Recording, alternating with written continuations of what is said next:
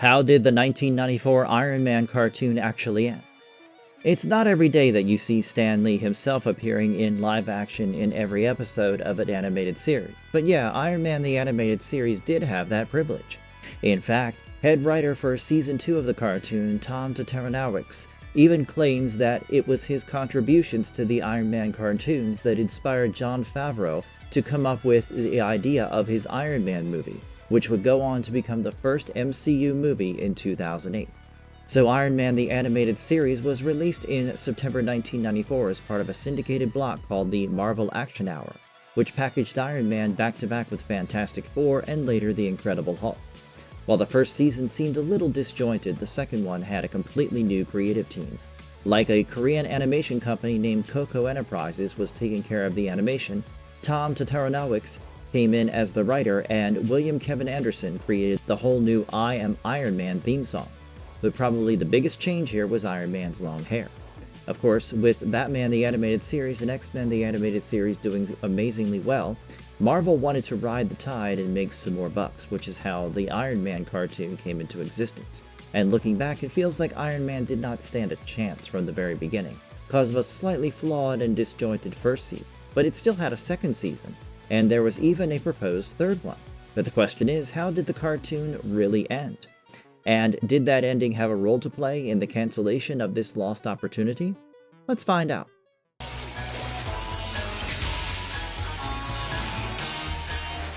Before the MCU, Iron Man led Marvel's Forgotten Action Hour. There was one interesting thing about Iron Man the Animated Series, the fact that the first season had Tony assemble an entire superhero team, and because of this, it did not quite feel like an Iron Man show, at least not the first half of the season. And I think this became the boon as well as the bane for the Iron Man cartoon. Either way, before Iron Man came on screen as a cartoon, he was not a very widely known superhero, at least not as much as he is known today, thanks to Robert Downey and Jon Favreau for launching the MCU with Iron Man.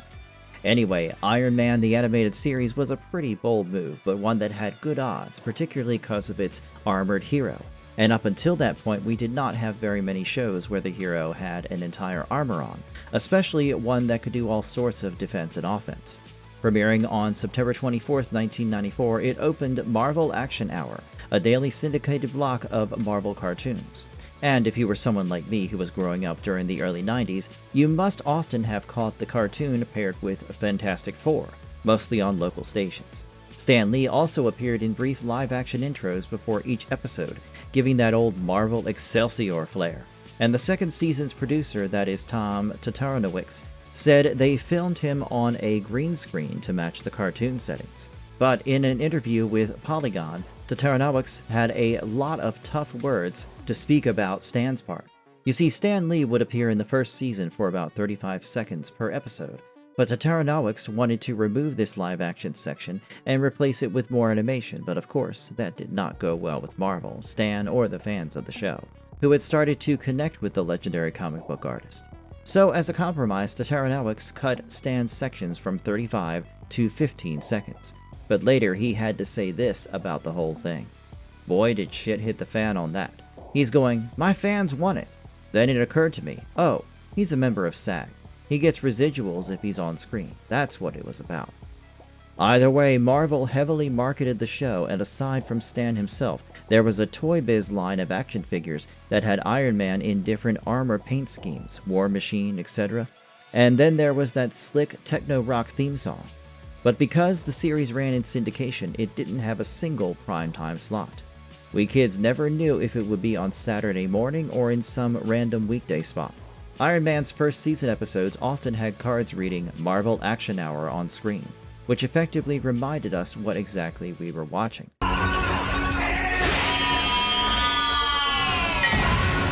It was secretly a ForceWorks cartoon disguised as Iron Man. So as I was telling you earlier, despite its title, Iron Man the Animated Series did not feel like a solo Iron Man cartoon. I mean, right from the first episode, Iron Man was surrounded by a team of superheroes. Tony Stark led a team very much modeled after Marvel's superhero team called ForceWorks, who were basically the successors of the West Coast Avengers in the comics, and the team itself included the likes of War Machine, Spider-Woman, Scarlet Witch, Hawkeye, and a guy called Sentry. The lineup was interesting, no doubt about that at all. Hawkeye and Scarlet Witch often appeared, and War Machine was Tony's tech lieutenant, who was basically James Rhodes in the suit. However, I must note that these weren't exactly the members of ForceWorks in the comics. There we had people like US Agent and Wonder Man, for instance, and Scarlet Witch was their first leader before Maria Hill took over. But the cartoon writers swapped those out for Hawkeye and Spider-Woman. So one can say that Iron Man's first season took its inspiration from ForceWorks, and the cartoon looked like a show about the team, but since it was an Iron Man show, Tony was the boss, but most episodes were written with multiple heroes front and center. In fact, even the villains in the cartoon had their own team, which was often led by the Mandarin and his henchmen like MODOK, Blizzard, Living Laser, and others. If you watch the show today, like I did for the creation of this video, you'd see Mandarin's armored commandos or Justin Hammer's robots, and really wonder if this was really an Iron Man show. I mean, Tony Stark was Iron Man, yes, but the episodes often focused on no one person. As Season 2 creator Tom Tataranowicz later admitted, the first season was too much like a toy commercial, mostly because it crammed in heroes and villains for variety rather than strong stories. In fact, Season 1 mostly felt like what Marvel would produce in the late 70s or 80s instead of what it should have produced in the 90s, especially since this was also a time when Batman the Animated Series and X-Men the Animated Series were ruling the television sphere. Iron Man! I don't think Tony would mind, but I do! Why Season 1 felt more like a toy commercial. Watching those early episodes now, I can see what Tom meant. Each installment of Season 1 was crowded with characters and flashy armor designs, almost like a relentless product showcase. ForceWorks teammates would fly in, say 2 lines, then the villain ensemble would appear, and someone would shout, "Iron Man, call me War Machine," or something similarly cringe. If I had to pick a word, it'd be busy. Season 1's biggest weakness was that Iron Man's origin story didn't even come until the very tail end of the season. Instead of building Tony Stark's backstory early on, they spent half a season introducing one-offs and guest heroes. And when The Origin of Iron Man finally aired, we'd already seen Mandarin spying on the team and even a fake-out wedding episode, and in effect, The Origin of Iron Man was not really too little, but it was definitely too late. In an interview, Tataranowicz admitted to cramming so many heroes into each episode meant that there was very little time for personal stories or powers. So most characters remained slightly one-dimensional, and even when they were not so, it became difficult to really connect with them. And as for the whole too much like a toy commercial part, well, it was indeed true because each episode practically showed a new armor. For example, the radiation armor, inferno armor, subterranean armor, etc. We might have Marvel's backing today, and MCU does not need any toy sales to survive or make profits. But back in the day, toy sales often drove storytelling in cartoons. In fact, if the toy sales were not high enough, the show's future itself could effectively come into jeopardy. Tony himself got surprisingly little personal development. For instance, his alcoholism from the comics was never addressed, and even his feelings about being Iron Man were an afterthought. In fact, Tony's battle with alcoholism was first explored in the groundbreaking 1979 story arc, Demon in a Bottle, from The Invincible Iron Man, issues number 120 through 128, which detailed his struggle to maintain control of his life and company while coping with addiction. But yeah, better late than never. It seems Marvel realized this needed fixing, because Season 2 came in swinging differently. Like, very differently, if I may add.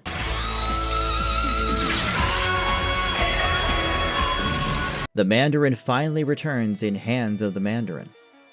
By Season 2, Iron Man had changed quite a bit. The series had new writers, a new style, and a much tighter sense of direction, but the most important change happened with Mandarin. For most of the season, he had only appeared in short bits, as he recovered his 10 rings one by one. Each episode teased another step of Mandarin consolidating his power, almost like the series was reminding us that there was an impending disaster awaiting Iron Man. Then the finale, Hands of the Mandarin Part 1 and Part 2, which aired on February 17th and February 24th, 1996, finally paid it off. Nice and good. After he had collected all 10 rings, the Mandarin broke into a government meeting and made an offer that could be refused. He was like he would solve the world's energy crisis if the nations of the world gave him absolute control. Of course, the officials refused, and the Mandarin didn't quite like it, So like any self-respecting crazy-ass villain, he was like he would plunge the world into darkness. But see, Mandarin's words could not really be taken lightly, and everyone knew it, so Tony Stark immediately tried to fly into New York, but a strange mist caused a power failure and his jet began to fall. He escaped in the Iron Man armor, but even that began to lose power. Julia Carpenter and Homer took stock of the situation and wasted no time in calling their old folks from ForceWorks for help. And this is what Tataranowicz had to say about it. I wanted to set up a season-long arc for all the major characters, while also introducing the idea of a mini-serial at the end of each episode, with the Mandarin gathering his rings. Next, War Machine picked up Hawkeye, and together they saved Stark, although Hawkeye's glider also lost power soon after. Meanwhile, in his secret base, the Mandarin fed power into the Heart of Darkness, which was the reason behind all that mist draining energy from all technology. His plan was to spread it across the globe so every machine would become useless. At the same time, the supervillain group known as the Hand had been reformed and they began to wreak havoc in Hong Kong. So Iron Man led the reformed ForceWorks against them. The team defeated the Hand and learned about the Heart of Darkness from Hypnodia, who, by the way, was a character created for the show and had no comic book origin. Iron Man then found MODOK guarding the device, and the Mandarin used it to short out his armor. Once Iron Man had no power, the Mandarin removed his helmet and discovered that Tony Stark was the hero. Oh, and initially Mandarin had almost figured out just who Iron Man was, but Tony fooled him somehow. Anyway, Mandarin then used Stark's voice to lure ForceWorks to his base. Their jet fell near the base and everyone except War Machine was captured, after which MODOK tied the team near the Heart of Darkness because it needed life force to sustain itself. But War Machine slipped inside and freed Iron Man, while MODOK let them go after they offered him life support. The two heroes returned to Stark Enterprises in Hong Kong after a brief clash with mountain bandits.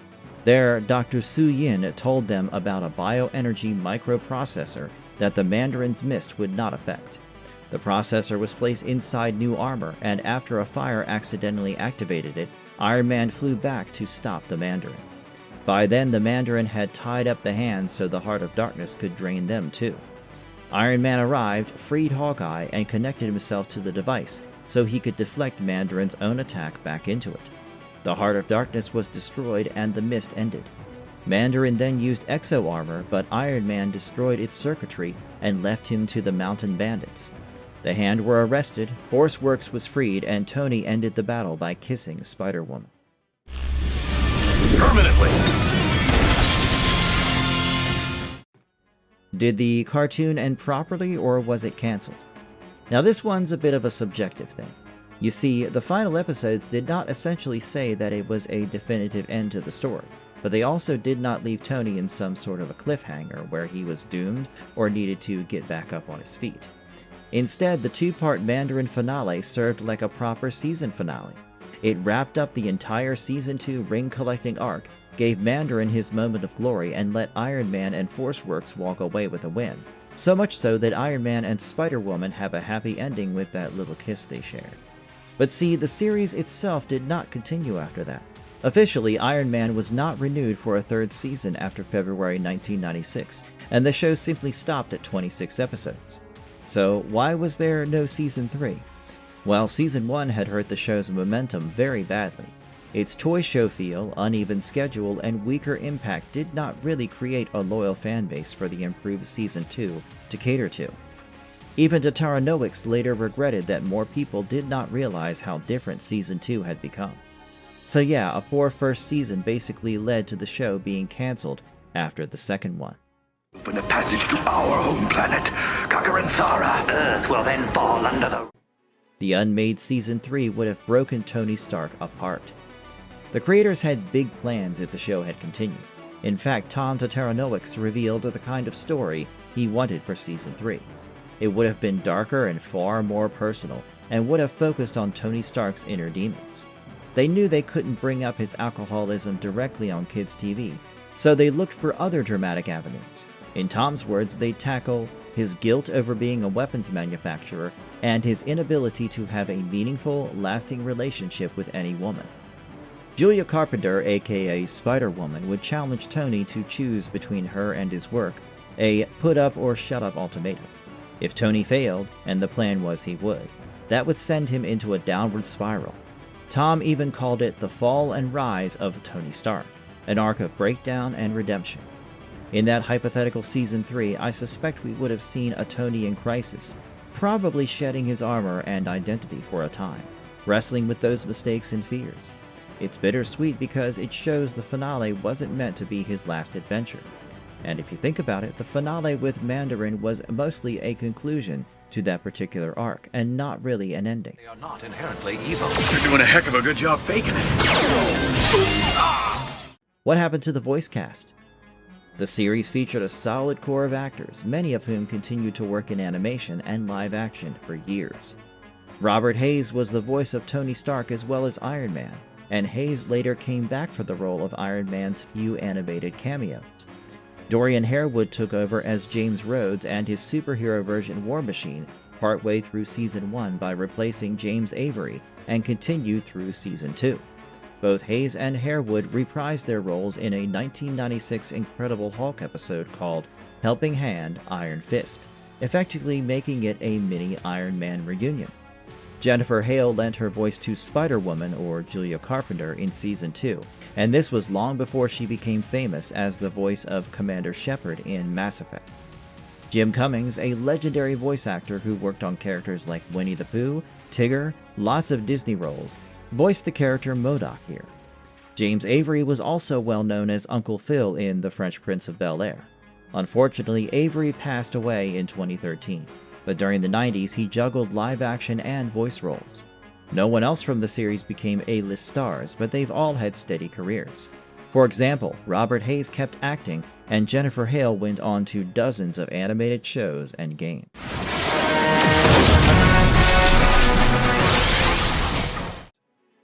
What happened after the cartoon ended? After February 24, 1996's finale, the Iron Man cartoon has had several reruns, and the characters themselves appeared in other Marvel IPs. For example, the very next Marvel animated series, The Incredible Hulk from 1996, featured Tony and Rhodey in one episode. In Helping Hand, Iron Fist, we see Stark and War Machine join hands with Bruce Banner to battle some Hulkbusters. Then a year later, Spider-Man the Animated Series brought Iron Man back. In the two-part Venom Returns and Carnage, Iron Man and War Machine drop in to help Spidey. And Iron Man and War Machine also appear again in the 1997 three-part Secret Wars event. Beyond these cameos, though, no new Iron Man TV series was made. The character's next big animated project was a few direct-to-video Marvel films like Ultimate Avengers and Iron Man, Rise of Technovore, etc. And of course, the 21st century's MCU movies. The original cartoon eventually found new life on cable, and now you can find it on Disney Plus as part of the old Marvel Action Hour archive. However, Tataranowicz believes that it was his show that gave Jon Favreau the idea for the first live-action Iron Man movie. In the Polygon interview I mentioned earlier, he says, and I quote, "A few years ago I met Jon Favreau. I went up to him and told him who I was and that I produced Iron Man. He goes, I've got to tell you, one of the things that gave me the idea on what I was doing with the movie was that opening title. I go, really? And he goes, yeah, I am Iron Man. That's where I kind of got the idea. Now, I am not entirely sure if I should put much value into it, and to be honest, this claim has the very same energy as John Semper, the creator for Spider-Man the Animated Series, saying that he was the one who inspired Marvel to come up with Spider-Verse. I guess I will leave you to decide if you want to believe in these claims or not. So yeah, the 1994 Iron Man cartoon wrapped up with a two-part Mandarin finale that really felt like the last stand of Tony Stark and his team, and indeed it was the planned finale for the series. Marvel simply chose not to continue it into a third season. We saw Tony use all his armor and wit to save the world, and then the credits rolled on the final episode.